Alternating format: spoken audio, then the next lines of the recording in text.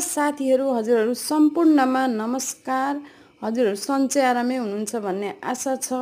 सधैँ झैँ आज पनि मैले रेसिपी लिएर आएको छु। के को रेसिपी भनेर भन्नुहुन्छ भने हजुरहरूले देखिहाल्नु भएको छ भिडियोमा हो। माछा, सिमला मिर्च र च्याउको रेसिपी लिएर आएको छु। यो चाहिँ पेसाक स्पेसल बोजूको लागि म बनाइदिँदैछु। अनि यो रातो रातो कलर चाहिँ साथीहरू गुलियो खालके कलर चिल्ली पाउडर होला, जो चाहिँ इजरायलमा हर कसैले खाने गर्नुहुन्छ है।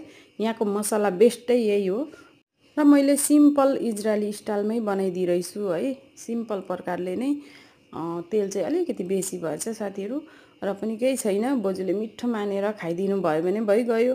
र यसरी बनाएको खाना चाहिँ बोजूले एकदमै मन पराएर जति पस्केर लगेर खुवाइदिए त्यति नै सबै खानुहुन्छ। अनि मलाई नि खुसी लाग्छ। र बोल्दा बोल्दै साथीहरू बोजूलाई खाना पनि पस्किदिएँ।